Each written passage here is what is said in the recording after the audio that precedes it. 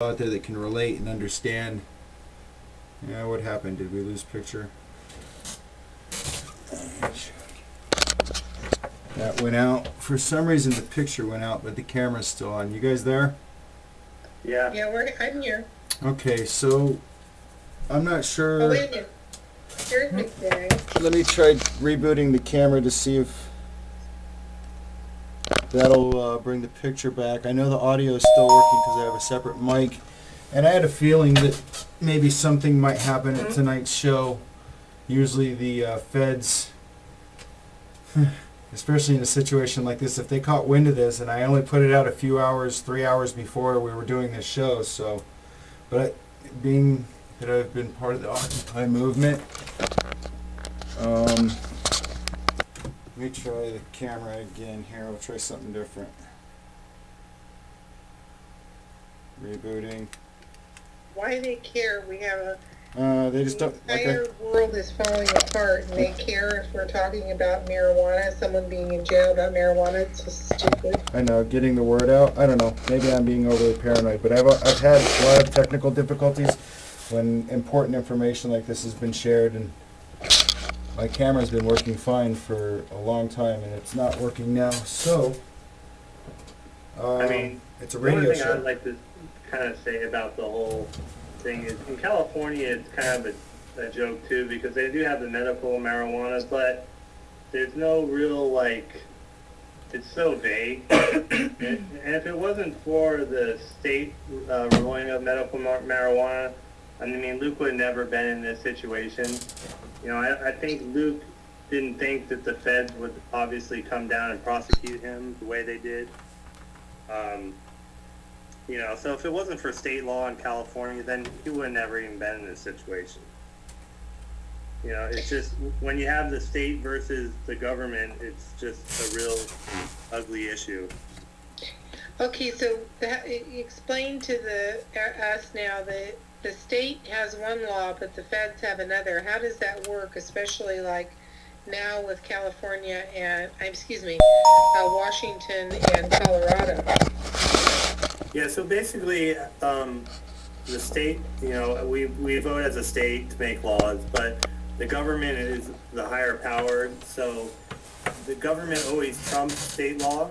So that's basically what happened in Luke's case, and even now in Washington, Colorado, if the feds wanted to, they could still come in and shut down every one of those stores and recreational use and whatever. And they could still prosecute it as a Class 1 or Schedule 1 drug, too. So, Wow. you know, you know, I don't know that they would actually do something like that, because especially after they've legalized it for recreational use. But yeah, basically, government trumps state law. Well, I think it's a warning to Colorado and Washington and to the people there that if somehow you get on their bad side, they're going to use that, just like they did with Luke. They're just going to, you know, bully up, and that's really scary, you know. Yeah, and I mean, Luke isn't the only one that's been prosecuted. I mean, there's other states that have, you know, legalized it for medical use, and the government has still, you know, if you're loud enough and, you know, make enough noise and get on their bad side, like you said, Ann, they could definitely come in and, you know, prosecute you as well. So that's what when I say, you know, the laws need to change, really, I mean at the federal level versus the, you know, the state levels. So are we not, are we learning from Prohibition? Are groups that are wanting to legalize marijuana, are they researching history in terms of how that all went down and how it got changed and stuff? I don't know. That just popped into my head about, you know, all the prohibition, but then eventually they just had to make it legal, you know. Yeah, I think it's of the state, but like, let's say the majority of our states are to legalize it for, there's medical use or recreational use, you know, I think the government at that point would have no way but to have to change some of the drugs. I mean, just that marijuana is one drug alone just really boggles my mind. Well, yeah, because, you know, it's really an herb. I mean, it just grows in the ground. It's not like it's made in a lab someplace, you know, in a back street, gets blown up. Right. And it's so benign, you know, it's not even like alcohol where, you know, it's so, people get so reckless when they've been drinking. Right. You know, that's just but I think that it's more tied to, hemp being, an economic issue too. Like, you know, corporations don't want any competition with hemp. Because it's so versatile, you know, it can be used in clothing and in construction and medical use, and you know, you have big farm, big construction, manufacturing that are all against it because of that, and because it's sustainable. So I think that there's some of that too that's influencing why the federal government's holding on so tight. Right. And you know, the funny thing too is there are a few patients, I don't recall what exactly they call them, but that the government actually provides cannabis for them, but they still say it has the medical value, which is, you know. Say that again. No, I didn't quite get what you were saying. There are occupations that the government does provide medical marijuana for, and you have to look it up on, you know, Luke was a lot more in touch with this kind of stuff than I was, but so there are a few patients that the government does provide medical marijuana for, but they still classify marijuana as no medical value. Okay, can I jump in for just a second? Yeah. Jen here has been doing some research, and what did you pull this up on? It's actually 420 magazine, but Davina Scarmazzo, this is something that she had posted. Uh-oh, intruder. Hold on. Okay, I'm sorry. Intruder. A dog came on the TV. My God. Okay. Okay, go ahead. I'm sorry, Jen. And we're live. We're back. I found a post. It looks like Luke's wife had posted here, Davina Scarmazzo, and she had posted a list of facts that were not allowed to be discussed at the trial that are really interesting, like the fact that they weren't even allowed to mention that marijuana, it can be used or was being used medicinally.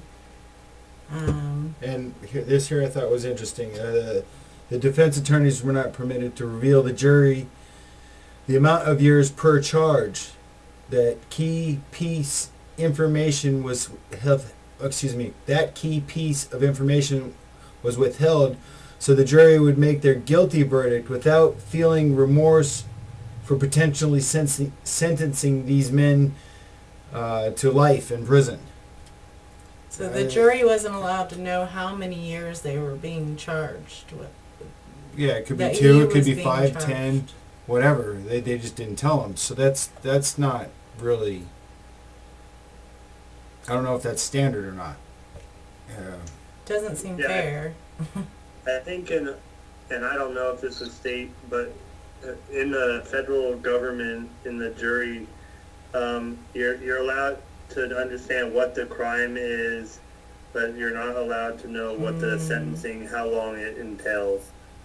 So, you know, they have to make a decision whether the person is guilty or not guilty of that crime, but they have no idea how long the sentencing is. And that's where I said a couple of jurors came across once they found out what the sentences that they had convicted him of, how long he was going to have to serve. You know, a few of the jurors had thought that he would do like, 2 or 3 years. You know, I've Now, had, I'm sorry, what Ann. would have prevented them from looking it up, though? I mean, it's got to be someplace written down that if you're going for that type of crime. Yeah, I mean, I guess, you could look it up if you're, but I think, the judge tells you not to read anything, not to get on the internet. Yeah.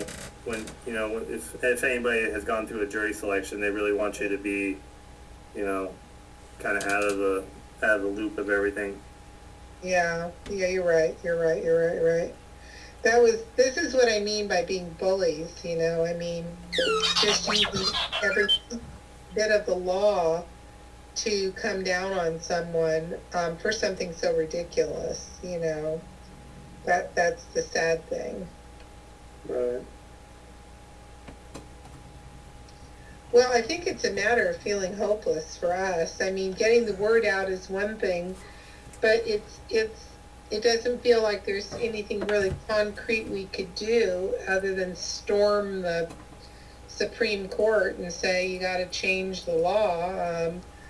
That we could do for Luke. I don't know how we can impact his life in a really positive way, except to get him released. And changing the law would help. But, shoot, we couldn't even pass it in California. I mean, how ridiculous is that? How liberal, if you were to name a liberal state out of all the 50 states, California would be up there. And we couldn't even pass legalizing marijuana.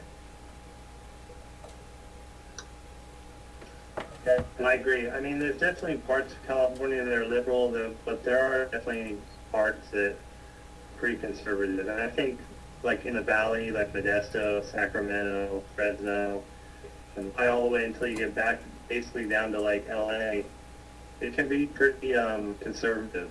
And I think that's one of the bad things about when Luke did open the store up in Modesto. It's a pretty conservative town, and I think that's the big push and scare was,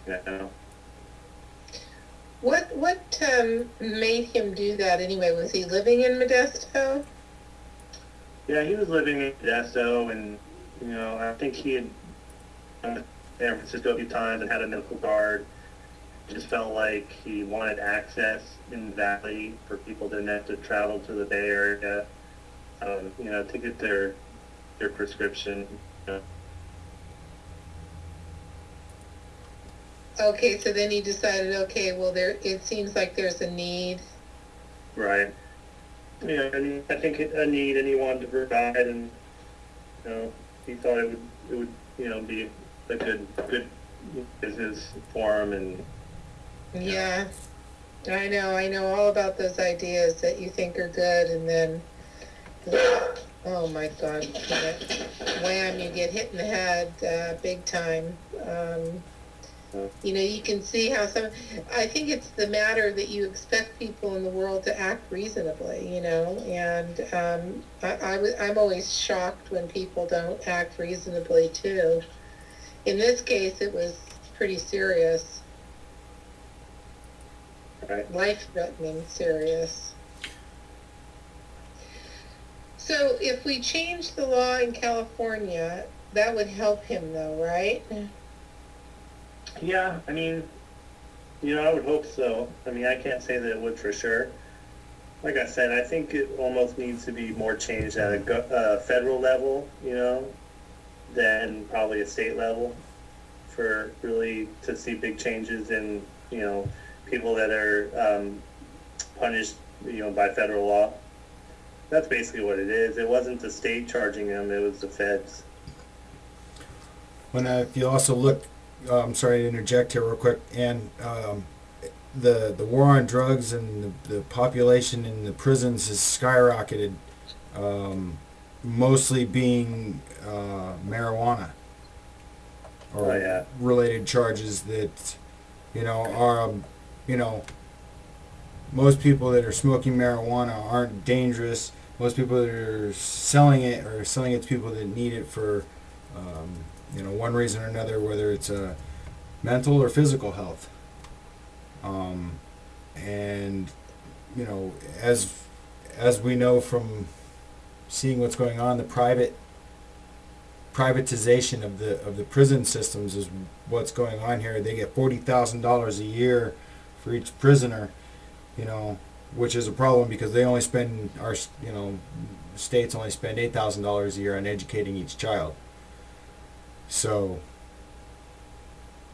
Well, how will this new economics with the fact that they have to cut all these programs, I wonder how that's going to affect the prison system, though. say that again. If what? Well, what we're doing right, you know how they can't agree on the budget, so they put in all these cuts. And I would imagine that some would be for the prisons too. Well, if they're putting them, I'm not sure. I don't get to see those numbers. I'm not privy to that. But I would say that knowing the way that the prison systems are working in hand with, it's all a slave labor system, more or less. They're dumbing down America. They're trying to dumb down the world and enslave. They have enslaved everybody. And when I say they, I'm talking the Illuminati or the Bilderberg group or whatnot. And we're all more or less prisoners of the system unless we gather together to break free. And I've refused monetary donations for my stream here. I don't accept monetary donations. If somebody wants to donate a place for me to come and stay and stream from, or equipment, whatnot, information is always nice. So things like that, that's how I work. I work in trade, but I don't work for money, for American money. I'll work for something to trade that's of value, but and I don't work on, you can't do a PayPal donation. That's all credit system through that system. So I'm pretty much getting rid of any money that I have. I only have a few bucks left to get rid of, and I try not to, how do you get cigarettes? Well, I guess I'm going to have to quit smoking, aren't I? Figure out a way to get somebody to give me cigarettes. So, break free of the system. That's the way I'm going to try to do it. I think maybe, there's all kinds of other ways, but we need to start trying. Well, good. I think if everybody did their part a little bit, it would help. I think we are just being forced to look at being more economical, and barter more and trade more and reuse more. Yeah. Even myself, if I want something, I generally will go over to the thrift store first, because you can generally find a perfectly good, almost brand new item, no matter what it is. If I need gift wrap, why am I going to go spend $5 at a regular store when I go to the thrift store and there's tons of it, So, I think that we have to all do more for that. And, in terms of Luke, I think this is what we're all striving for, is just to have a more reasonable world, a sustainable world. But, I don't know how that's going to help him in the next 13 years, That's a big order. No, I don't know, but he's a new person for me to add to my checklist of people to mention, as I did go through my broadcast and send out a solidarity shout out to political prisoners. Wish we had the time to talk to him. Maybe we'll get a chance to do that in the future. I'd sure be glad to do that if we make the arrangements for it.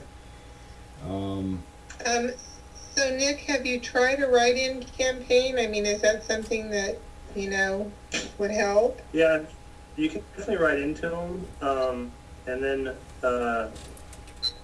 like I said, his Facebook page, I definitely want to thank like Anonymous for getting his word out there, and even you guys, just knowing what the government is doing to, some of these medical dispensaries, and some of the time that some of these people are seeing, for basically, like you said, being political prisoners.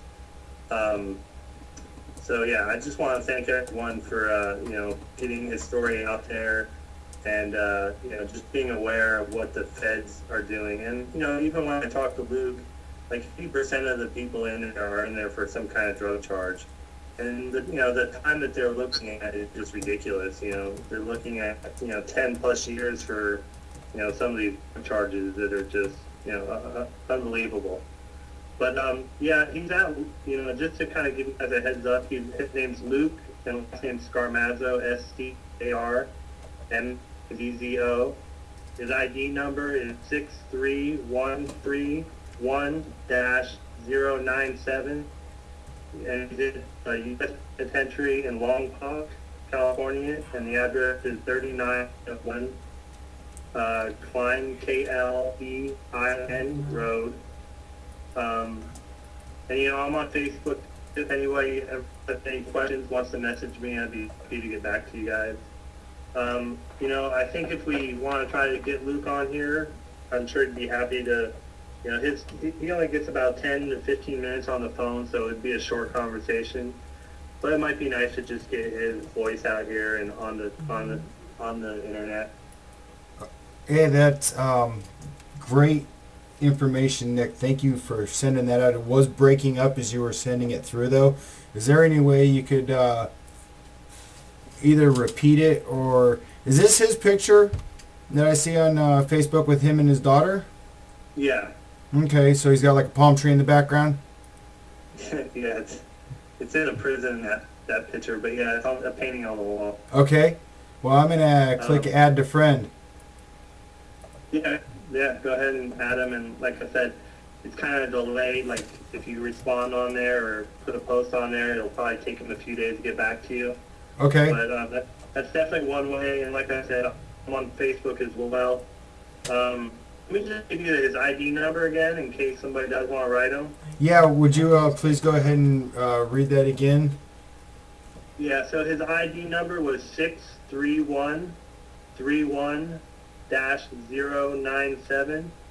He's in Longpont, California, 3901 Klein Road, Klein.